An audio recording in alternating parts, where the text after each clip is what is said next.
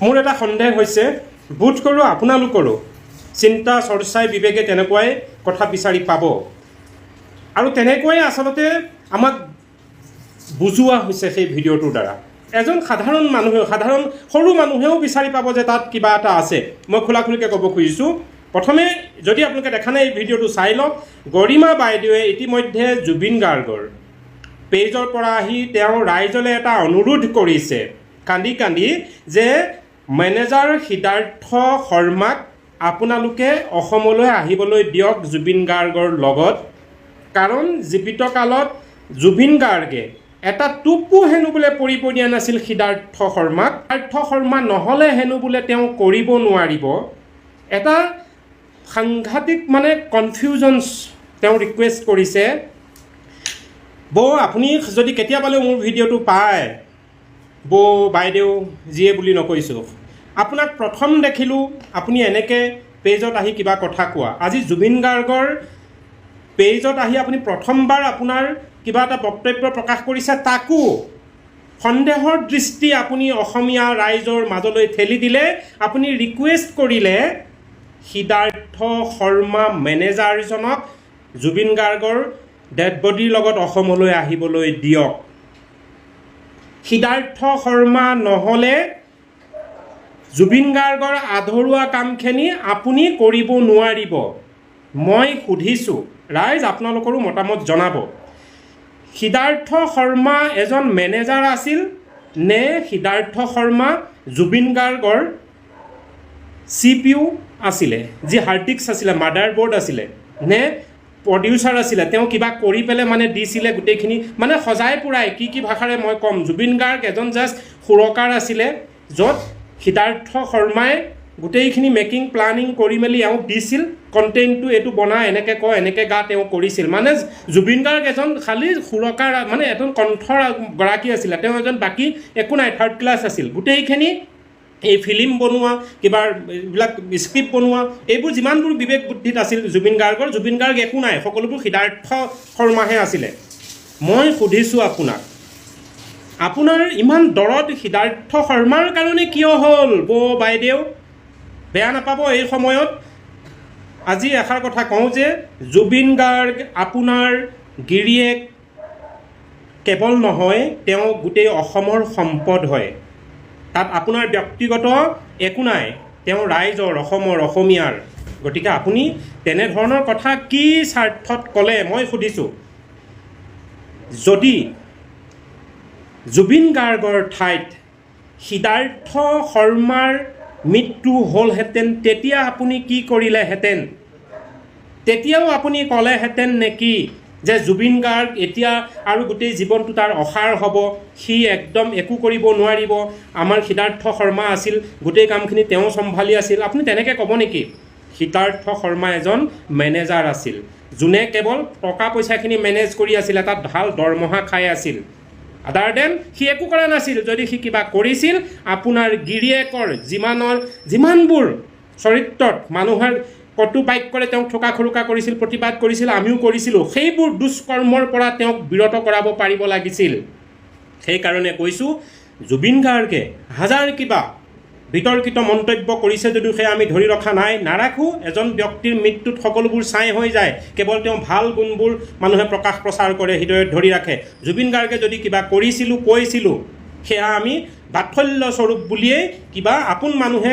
কৰিছিল বুলিয়ে আমি দায়িত্ব হিচাপে তেওঁক কিবা কৈয়ে সকলোবোৰ এৰি দিছিলোঁ কেৱল তেওঁক ভাল হোৱাটো বিচাৰিছিলোঁ কিন্তু মই সুধিছোঁ আপুনি আজি যাৰ কাৰণে কান্দি কুটি ভিডিঅ' কৰিছে তেওঁকো আহিবলৈ দিয়ক সিদ্ধাৰ্থ শৰ্মা মেনেজাৰটোক তেওঁ জুবিন গাৰ্গৰ কি উপকাৰিতা আছিল মোক কওক কেৱল তিজৰিটো তেওঁৰ যিটো বেংকিং মেনেজিংটো কৰি থকা বাদে আৰু কি কৰিছিল আপোনাৰ গিৰিয়েকৰ এই যিটো শৰীৰটো মুখ্য মই যদি আছোঁ মোৰ শৰীৰটো যদি সুস্থিৰে থাকে তেতিয়াহে মই বাকীবোৰ প্লান কৰিব পাৰিম জুবিন গাৰ্গৰ এই শৰীৰটোৱেই যে মদ খুৱাই নষ্ট কৰি দিলে তাৰ কেতিয়াবা তেওঁ এটা কিবা একশ্যন লৈছিলনে আপোনাৰ গিৰিয়েকক আজি মই কৈছোঁ শুনক আপোনাৰ গিৰিয়েকক আমাৰ মাজৰ পৰা লৈ যোৱা হেৰুওৱা প্ৰথম মানুহজনেই হৈছে সিদ্ধাৰ্থ শৰ্মা যদিও সেই তাৰ নাম কি আছিলে এইটো কি আছিল যে আৰে এইটো শ্যাম কানু মহন্ত কথা বাৰু নকলোৱে, সি এটা দালালি, যাক লৈ কেৱল দালাল কৰি আছিলে।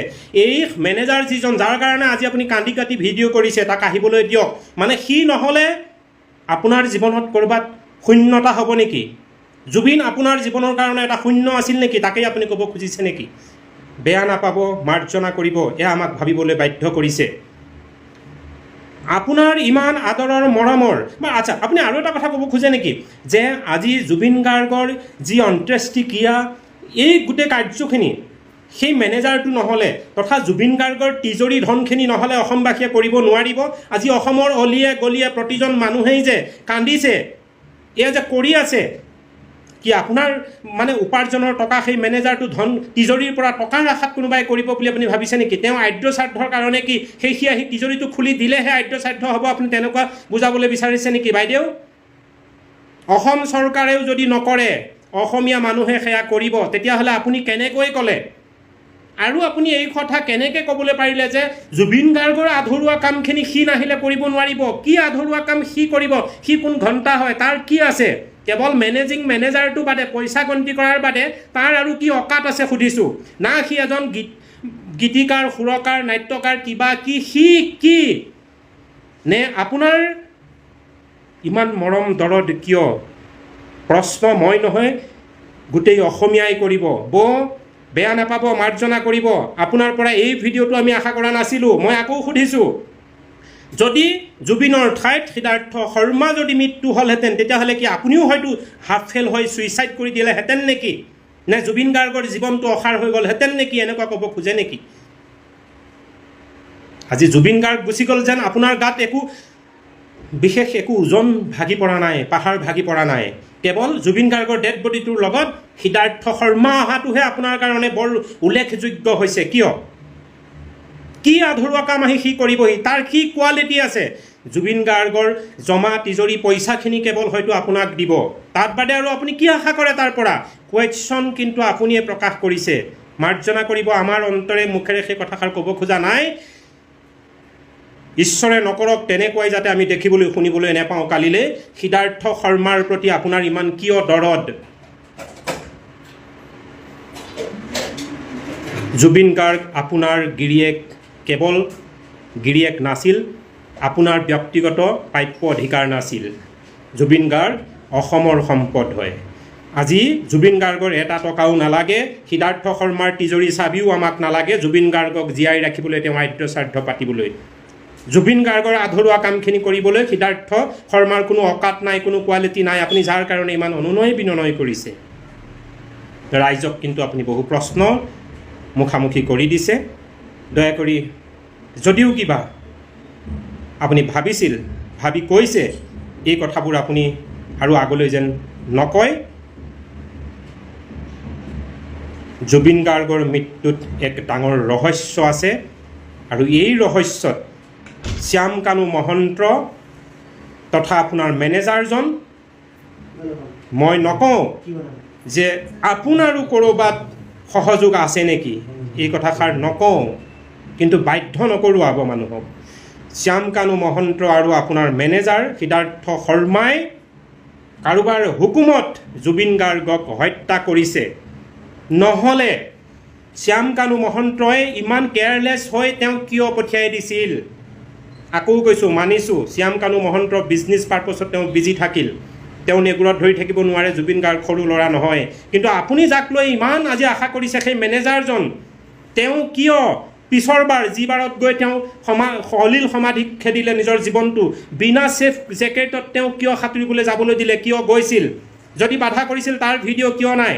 প্ৰথম যিটো তেওঁ এটা হলৌ মলৌ আনকমফৰ্টেবল জেকেট পিন্ধি গৈছিল, সেই ভিডিঅ'টো আমি পাইছোঁ। সেইটো জেকেট পিন্ধি গৈ তেওঁ সুশৰীৰে গুচিও আহিছে। পিছৰবাৰহে হেনো আপোনাৰ আগৰ বক্তব্যত পাইছোঁ, আপুনি কৈছে যে পিছৰবাৰ তেওঁ আকৌ গৈছিলে, যিটোত তেওঁ জেকেট নোলোৱাকৈ গৈছিল। মই সুধিছোঁ, জেকেট এটা কিয় দিয়া হোৱা নাছিল? আপোনাৰ সেই দায়িত্বশীল মেনেজাৰজনে কিয় জেকেট এটা পিন্ধাই পঠিওৱা নাছিল? কেনেকৈ মৃত্যু হ'ল? চাৱৰ পানীত। কিয় এটা আমি ভিডিঅ' নেপালোঁ? সেই ভিডিঅ'টো, যিটো ভিডিঅ'ত তেওঁ খালী উইদাউট জেকেটত গৈছিল আৰু য'ত তেওঁ মৃত্যু হৈছিল, সেই সময়ৰ ভিডিঅ' আমি কিয় নেপালোঁ? কেনেকৈ তেওঁ কক বক কৰিছিল, কিংবা তেওঁ কেনেকৈ হস্পিটেল নিছিল, কি কৰিছিল, কিয় নেপালোঁ? দয়া কৰি বৌ বাইদেউ আপুনি আৰু এনে ভিডিঅ' কথা পতা যেন নকৰে, কাৰণ জুবিন গাৰ্গ অসমৰ সম্পদ। আমাৰ সন্দেহ আছে জুবিন গাৰ্গৰ। ইতিমধ্যে ছিংগাপুৰ মেডিকেলে কৈছে তেওঁৰ যিটো কি বুলি কয় পষ্টমৰ্টেম ৰিপৰ্ট দিছে যে তেওঁ কোনো চিজাৰ হৈ পোৱা নাই। আপুনি ইতিমধ্যে প্ৰকাশ কৰিছে আগৰ ভিডিঅ'ত তেওঁ চিজাৰ বেমাৰ হৈ মৰিছে দ্বিতীয়বাৰ যেতিয়া তেওঁ সাঁতুৰিব গৈছিল। ডক্টৰে ৰিপৰ্ট দিছে যে চিজাৰ বেমাৰত নাই মৰা, তেওঁ পানীত ডুবি মৰিছে। মিনছ তেওঁক পানীত ডুবুৱাই মৰা হৈছে। কোনে মৰাইছে জুবিন গাৰ্গক? ইয়াত কাৰ ৰহস্য আছে? জুবিনক মাৰোৱা হৈছে, কোনে মাৰোৱাইছে?